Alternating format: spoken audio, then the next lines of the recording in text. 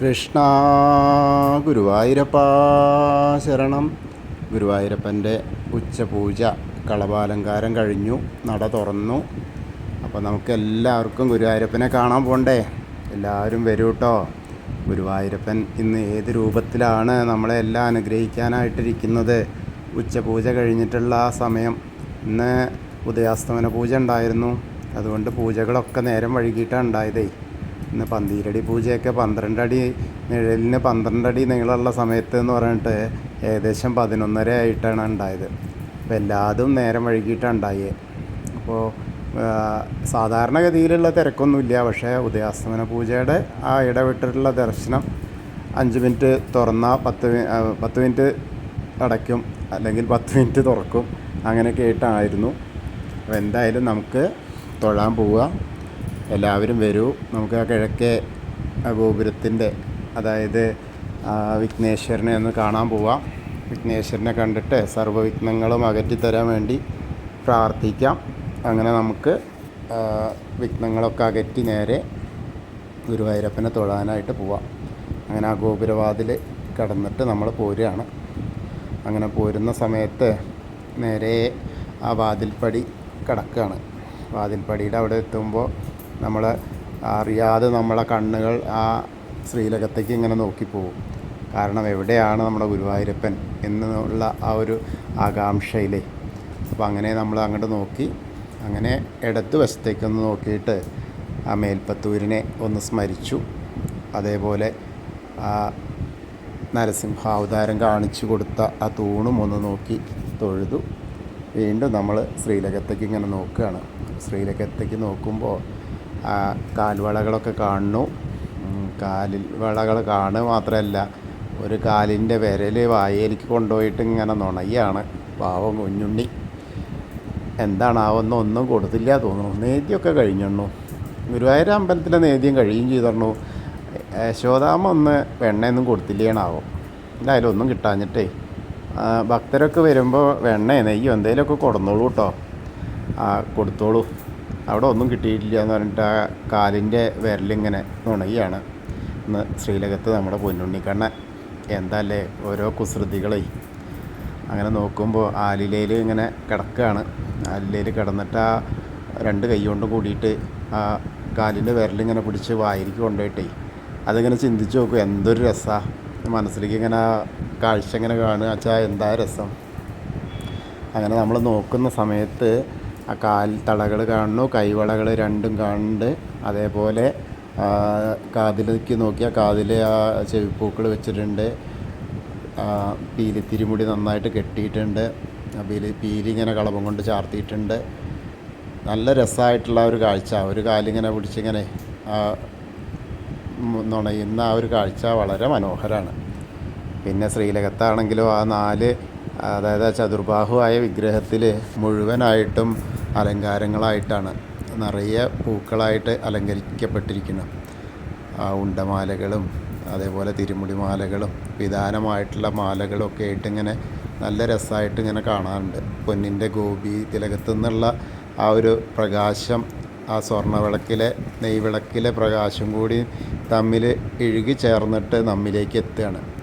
അപ്പോഴാണ് അവിടെ ഇങ്ങനെ ആകെ പ്രകാശപൂരിതമായിട്ട് ഇങ്ങനെ ശ്രീലകത്ത് ഇങ്ങനെ കാണുക. വളരെ നല്ല രസമായിട്ടുള്ളൊരു കാഴ്ചയാണ്. എല്ലാവരും കണ്ടോളൂ. ഗുരുവായൂരപ്പനെ കണ്ട് തൊഴുതോളൂ. ആ ചെറിയ പൊന്നുണ്ണീനെ കണ്ട് തൊഴുക എല്ലാവരും. അരമണി കിങ്ങിണിയൊക്കെ ചാർത്തിയ പൊന്നുണ്ണിയാണ്. വളരെ, അപ്പോൾ ഞാൻ പറഞ്ഞില്ലേ, എല്ലാവരും വരുമ്പോൾ എന്തെങ്കിലുമൊക്കെ കൊടുന്നോളൂ കേട്ടോ. ഇന്നത്തെ ദിവസമൊക്കെ പ്രത്യേകത തോന്നുന്നു. ആൾക്കൊന്നും കിട്ടാഞ്ഞിട്ടാണ്. അപ്പോൾ എന്തായാലും കൊടുന്നു കൊടുത്തോളൂ. നല്ല രസമായിട്ടാണ് ചാർത്തിയിട്ടുള്ളത്. ഇന്ന് പൊട്ടക്കുഴി പൗതാസ്വദിക്കനാണ് ചാർത്തൊക്കെ ഉണ്ടായിട്ടുണ്ട്. കളഭച്ചാർത്ത് ഉണ്ടായതും ഉച്ചപൂജ ഉണ്ടായതൊക്കെ വളരെ നന്നായിട്ട് ചാർത്തിയിട്ടുമുണ്ട്. അങ്ങനെ നമ്മൾ അവിടുന്ന് ശ്രീലകത്തു നിന്ന് ഇങ്ങനെ താഴത്തേക്ക് നോക്കി താഴത്തുനിന്ന് ഇങ്ങനെ വരികയാണ്. സോപാനപ്പടിയിലൂടെ അങ്ങനെ ഇറങ്ങി വരികയാണ്. അങ്ങനെ വരുമ്പോൾ നേരെ നോക്കി നടക്കുമ്പോഴേ തിടപ്പള്ളിയിലേക്ക് എത്താം. തിടപ്പള്ളിയിലേക്ക് നോക്കിയാൽ ആ ഗണപതി ഹോമം നടത്തുന്ന ഭഗവാന് പ്രസാദം നേദിക്കുന്ന സ്ഥലം അത് കണ്ടൊന്ന് തൊഴാം. അത് കഴിഞ്ഞ് അഗ്നികോണിലേക്ക് നോക്കിയിട്ട് തൊഴുത് സപ്തമാതാക്കളെയൊക്കെ കണ്ട് തൊഴുതിങ്ങനെ വിഘ്നേശ്വരൻ്റെ അടുത്ത് വരിക. വിഘ്നേശ്വരൻ്റെ അടുത്ത് വന്നാലോ നിറയെ പൂക്കളായിട്ട് അലങ്കരിച്ചു കദളിപ്പഴമൊക്കെ വെച്ചിട്ട് അർച്ചന ചെയ്ത പൂക്കൾ അങ്ങനെ ഇരിക്കുന്നു. മാലകൾ കെട്ടിയിട്ടുണ്ട്. അതേമാതിരി ചെറിയൊരു കിരീടം വെച്ചിട്ടുണ്ട്. എന്നാലും ആ കറുത്ത വിഗ്രഹത്തിൻ്റെ കറുപ്പ് നിറവും ഞാൻ കാണാനുണ്ട്. ബാക്കിയുള്ള കാര്യങ്ങളൊക്കെ ഇങ്ങനെ ചന്ദനം ചാർത്തിയിട്ടുണ്ട്. വളരെ മനോഹരമായിട്ട് ആ ഗണപതിനെ കണ്ട് തൊഴുത് ഏത്തൊക്കെ ഇട്ട് പോരാം. ഏകദന്തം മഹാകായം തപ്തകാഞ്ചന സന്നിപം ലംബോദരം വിശാലാക്ഷം വന്ദേഹം ഗണനായകം. അങ്ങനെ സരസ്വതി ദേവിയുടെ അടുത്തേക്ക് നോക്കിയാൽ ഒരു തുളസിമാലയുണ്ട്, ഒരു വെളുത്ത മുല്ലമുട്ടുമാലയുണ്ട്. സരസ്വതി നമസ്തുഭ്യം വരദേ കാമരൂപിണി വിദ്യാരംഭം കരിഷ്യാമി സിദ്ധിർഭവതു മേ സദാ. അങ്ങനെ അവിടെ തൊഴുതു നേരെ നമ്മളിങ്ങനെ നടന്നു പോരുകയാണ്.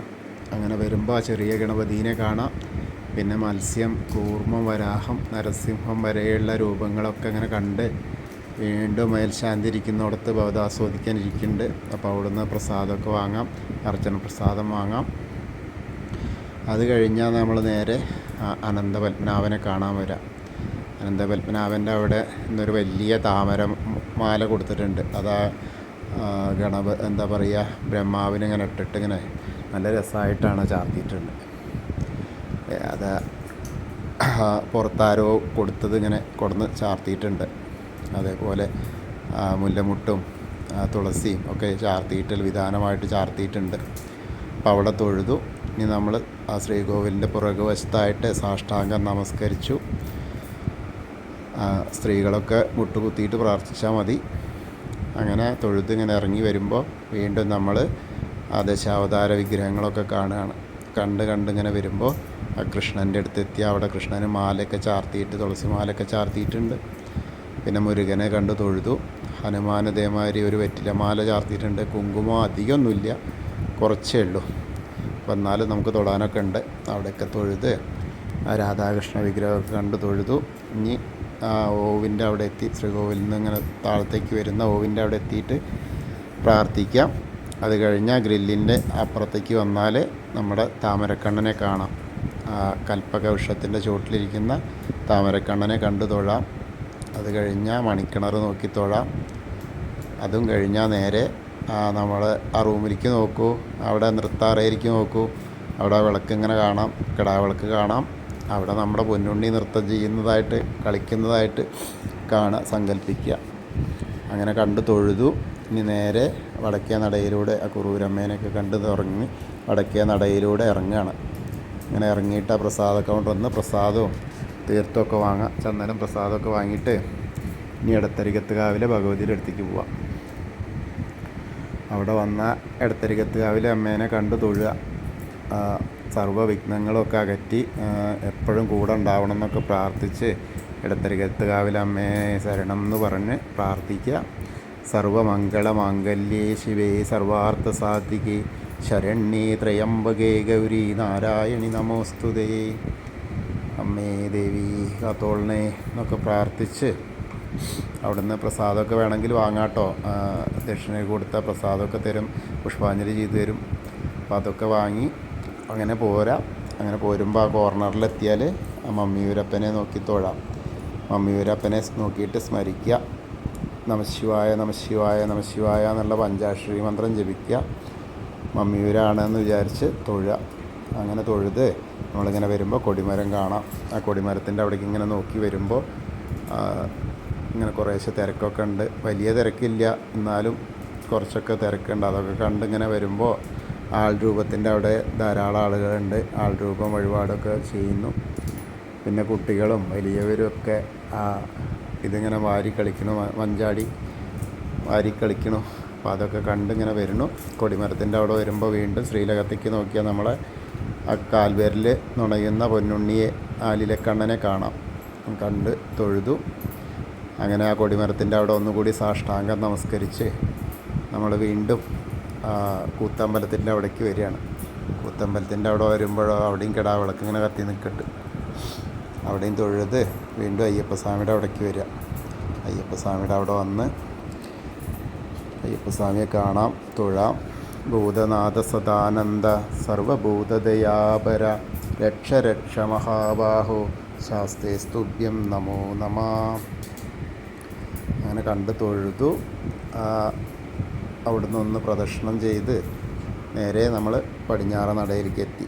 ആ ദീപസ്തംഭത്തിലുള്ള ആ വേണുഗോപാല സ്വരൂപം കാണാം. അതേപോലെ ആ കൊടിമരത്തിലെ മുരളീധര സ്വരൂപം കണ്ട് തൊഴാം. എല്ലാവരും ഇന്നെൻ്റെ കൂടെ വന്നു. ഗുരുവായൂരപ്പൻ്റെ ഉച്ചപൂജയും കളഭാലങ്കാരും ഒക്കെ ദർശിച്ചു കേട്ടോ.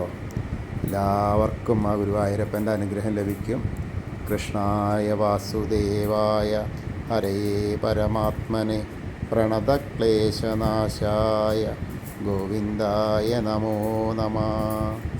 ഹരേ കൃഷ്ണ. ഗുരുവായൂരപ്പ ശരണം. എല്ലാവരും ഒന്ന് ഷെയർ ചെയ്യണം കേട്ടോ, മറക്കരുതേ. ഹരേ